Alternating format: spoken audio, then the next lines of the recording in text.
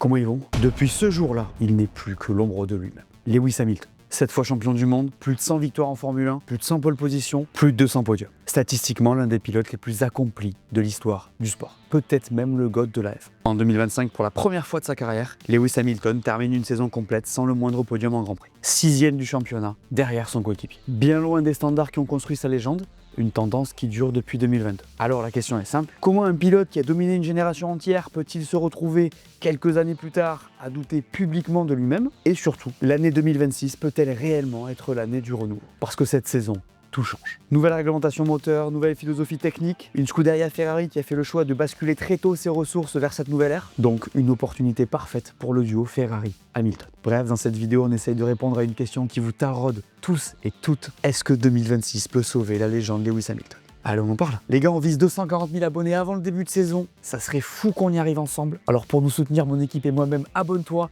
laisse-nous un grand pouce levé et surtout, profite de la vidéo.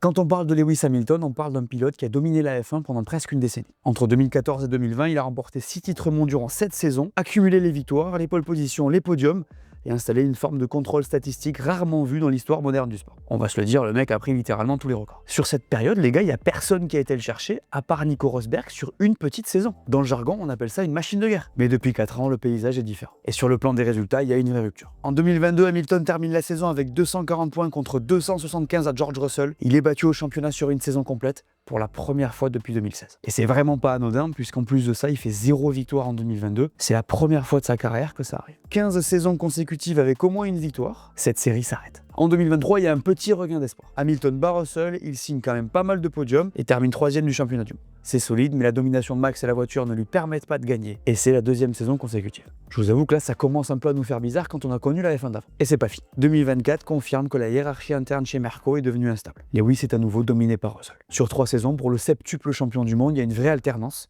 Il est battu en 2022, devant en 2023, battu en 2024. Puis arrive 2025. Lewis Hamilton part chez Ferrari pour le plus gros transfert de l'histoire de la F1. Tout le monde en parle et le scénario est parfait. Le septuple champion du monde rejoint la Scuderia. L'histoire, le symbole, la dimension émotionnelle sont immenses. L'action Ferrari s'envole, le monde du sport est en effusion. Mais les chiffres sont punitifs. Hamilton termine la saison 2025 avec 156 points, 6e du championnat, 86 derrière Charles Leclerc. Un écart énorme. Et surtout, aucun podium en Grand Prix sur l'ensemble de la saison. Ça commence à faire beaucoup les stats éclatées, non? On est bien d'accord. Mais alors, que s'est-il passé? D'abord, d'une manière globale, il y a ces voitures à effet de sol. Les voitures sont plus rigides, plus basses, avec une fenêtre d'exploitation plus étroite, difficile à régler.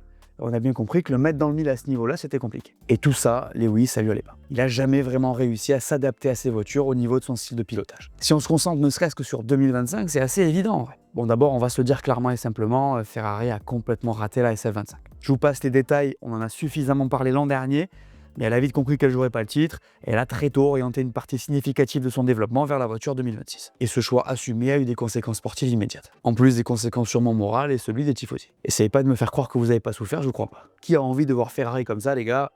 Je pense personne. Et puis Lewis, de son côté, il a été très vocal quant à ses problèmes. Après certaines courses compliquées, il a évoqué le fait de se sentir inutile. Une dinguerie d'entendre ça en vrai. Des déclats qui traduisent surtout un doute énorme pour un champion de sa trempe. En vrai, c'était sans précédent de le voir comme ça en Formule 1. Mais en réalité, tout ça s'explique quand même assez facilement. Hein. Ferrari en 2025, pour lui, c'était peut-être le plus gros challenge possible. Nouvelle culture d'équipe, nouvelle méthode de travail, nouvel ingénieur de course. Fini les vacances avec Bono. Place aux galères avec Riccardo Adami, avec qui ça a plutôt été compliqué. D'ailleurs, il a été remplacé, on en reparle plus tard dans la vidéo. Je l'ai dit à maintes reprises l'an dernier en début de saison, ça n'allait pas être une partie de plaisir. Alors si tu ajoutes à ça le fait que lui ne se sent pas bien dans cette génération de voitures, et que la voiture était éclatée, eh ben t'as le meilleur combo pour une saison terrible. En tout cas, si on met ça bout à bout, le constat est factuel. Lewis Hamilton n'est plus que l'ombre de lui-même. Il n'est plus l'immense champion qu'il était. Pour le moment. Alors, est-ce que c'est simplement à cause de la dernière génération de voitures ou est-ce qu'il est vraiment fini? C'est précisément pour cette question que 2026 prend une importance particulière. Avant d'aller plus loin, il faut qu'on se rappelle de qui on parle vraiment. Parce que je vous vois tous là dire des dingueries depuis 4 ans. Lewis Hamilton, c'est pas juste un très bon pilote qui a eu une belle période. C'est l'un des pilotes les plus accomplis de toute l'histoire de la F1 et probablement l'un des plus grands sportifs de l'histoire avec un grand H. 7 titres mondiaux, autant que Michael Schumacher, 105 victoires en Grand Prix, 104 pole positions, 202 podiums. Personne dans l'histoire moderne n'a des meilleurs stats que lui. Les gars, à l'époque du Baron Rouge qui a fait 91 victoires, ne serait-ce qu'égaler ce chiffre semblait inimaginable. Je sais pas si vous vous rendez compte. Et ce qui est encore plus impressionnant le concernant, c'est la constance. Je l'ai dit, entre 2007 et 2021, il a remporté au moins une victoire par saison. Il n'y a que Schumacher et lui qui ont fait ça dans l'histoire. D'ailleurs, il n'y a que lui qui l'a fait sur 16 saisons. Faut ajouter 2024 puisqu'il a gagné 2 GP cette saison-là. C'est pas une coïncidence, les gars. Et venez pas me dire que c'est grâce à la voiture parce que je vais m'énerver. Évidemment, il y a la voiture, mais il y a aussi lui. Il suffit de voir quand il y avait Bottas dans la même voiture. Bref, cette longévité, elle est exceptionnelle. Alors, il a des saisons où c'est compliqué et où, perso, je trouve qu'il est moins bon, comme 2009 ou 2011 par exemple. Mais en dehors de ça, le mec est juste tout le temps là. Alors, vous allez me dire, mais il était dans la meilleure équipe, nanani, nanana. Oui, mais il y a quand même cette constance à haut niveau qui est littéralement malade. Faut dire aussi qu'il a été challengé en interne, ce qui n'est pas le cas de plein d'autres grands champions. Et je parle pas de Bottas. Alonso, Button, Rosberg, c'est pas Sergio Pérez ou Rubens Barrichello, quoi. Avec tout le respect que je leur dois. Et au-delà de ça, en dehors de ses coéquipiers, il s'est frotté à des mecs dont on n'a même plus besoin de vanter les mérites. Alonso, Vettel, Verstappen, il les a tous battus. Lewis, c'est un maître de la vitesse pure, un génie sur un tour, un as de la gestion des pneus. Le gars, il a tout. C'est un pilote hyper complet. C'est même fou que je sois dans une posture où il faut presque que je vous convainque. Perso, vous l'avez compris, j'ai beaucoup de mal à imaginer que la légende a disparu. Je refuse de me dire qu'il nous fait une Ricardo. Alors certains disent que 2021 l'a brisé, peut-être. Perso, ce que j'ai vu en 2023 et 2024 me prouve quand même le contraire. Moi, ce que je vois, c'est un mec qui n'a jamais réussi à maîtriser l'effet de sol et qui s'est enfoncé dans les galères. Si t'ajoutes à ça l'arrivée dans l'équipe la plus iconique de l'histoire de ce sport, possible qu'il se passe ce qu'on a vu en 2025. Perso, les gars, j'ai toujours été de ceux qui disaient qu'on le jugerait en 2026. Pour moi, une saison chez Ferrari, quand tu viens de chez Mercedes et que tu y as passé 12 saisons, c'est pas suffisant. Il faut plus que ça, qui que tu sois. Et même si certains y sont arrivés plus vite. Vous savez quoi, ça tombe bien parce que 2026, ça va bientôt commencer. Maintenant, la vraie question, pourquoi 2026 changerait quoi que ce soit? Pourquoi est-ce que du jour au lendemain, Lewis Hamilton redeviendrait le champion capable de jouer le titre? La réponse tient en un mot, reset. 2026, c'est peut-être le plus gros changement de réglementation de l'histoire de la F1. Mais non, je ne m'épancherai pas là-dessus.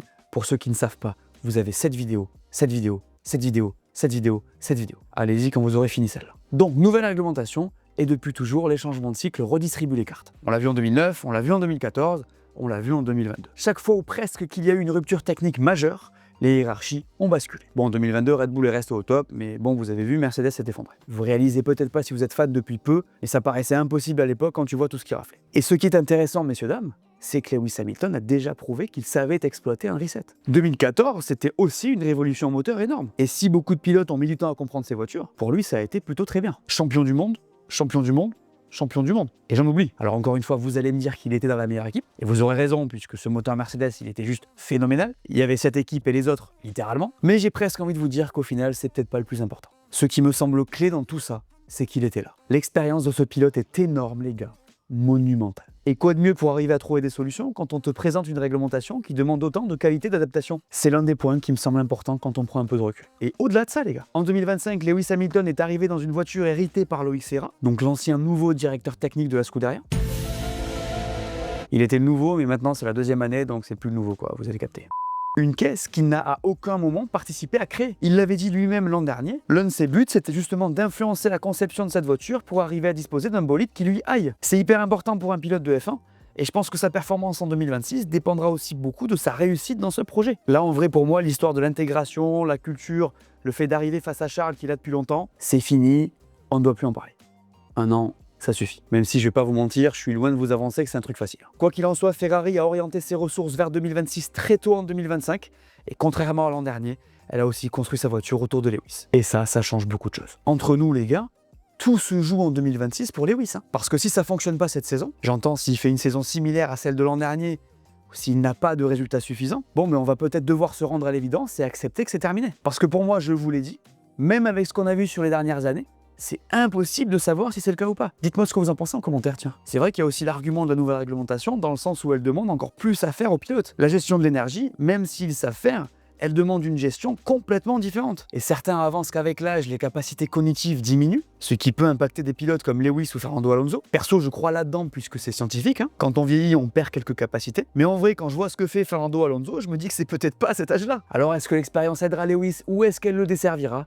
On va le savoir cette saison. Ce qui est sûr et certain, c'est que 2026 est une immense opportunité et peut-être la dernière. Que ce soit pour aller chercher un 8e titre de champion du monde ou tout simplement de redorer son blason. Mais est-ce que c'est vraiment possible ? C'est la question que tout le monde se pose en ce début de saison 2026. En plus de se demander si Aston va réussir à faire plus de 6 tours. Est-ce que c'est possible pour Lewis et Ferrari ? Alors définissons possible. Vous allez me dire possible de quoi en fait ? Je vous connais. Dans ma tête, pour être honnête, c'est même pas est-ce que Lewis peut aller chercher un 8e titre. Pour moi, c'est est-ce qu'il peut redorer son blason, redevenir flamboyant, et est-ce qu'on peut retrouver le Lewis qu'on avait avant, qui n'est clairement plus là depuis quelques années, sauf sur quelques bribes de 2024 et sur la saison 2023 dans une voiture pas au top. Eh bien perso, je pense que oui. Comme je vous l'ai dit, je ne pense pas que Lewis Hamilton nous fasse une dernière Ricciardo. En gros, je pense pas que tout ça ait disparu, quoi. Je suis persuadé qu'il n'est pas fini, je pense vraiment qu'il peut rebondir. Si on avait été dans une continuité réglementaire, là je vous aurais dit que c'était mort. On a bien compris que ça fonctionnait pas, qu'il n'y arrivait pas, et je pense que de toute manière, le mental n'aurait pas suivi. Là, par contre, la configuration est différente. Nouvelle réglementation, adaptation exigée, expérience requise. Ça tombe bien, il est l'un des pilotes les plus expérimentés de la grille. Ces voitures, elles ont moins d'appui, ce qui peut aller dans son sens aussi. De son côté à lui, même si on l'a encore senti un peu moins bien que Charles sur les essais, il y a un truc qui me dit qu'on est sur la bonne pente. Il l'a dit lui-même en parlant de sa voiture. J'ai l'impression qu'un peu de mon ADN est dedans. Il a été impliqué dans son processus de création, et c'est quelque chose qui est fondamental dans l'optique d'une saison de F1. En fait, le seul hic que je vois pour le moment, c'est qu'il n'a connu le nom de son ingénieur de course qu'après les tests de Bahreïn, ce qui peut constituer un obstacle. Donc pour moi, tout ça fait que ça peut aller mieux. Ceci étant dit, on va aller encore plus loin. Peut-il aller chercher un 8e titre mondial ? Aïe aïe aïe aïe aïe, je me mouille les gars. Pour que ça puisse ne serait-ce que possible, il faut plusieurs choses. La première, c'est que la voiture soit au niveau, et ça, on ne sait pas encore. Ce qu'on a vu pendant les tests, par contre, est assez encourageant. Ferrari a fait le meilleur temps, a beaucoup roulé, et a clairement montré qu'elle était dans les top 10. Le nouveau moteur a bien fonctionné, elle a innové de fou avec son aileron de Maboule là, et sur les départs, elle a impressionné tout le monde. Donc si on regarde les signaux, c'est super positif pour le moment, feu vert sur la voiture. Ensuite, il y a la lutte externe.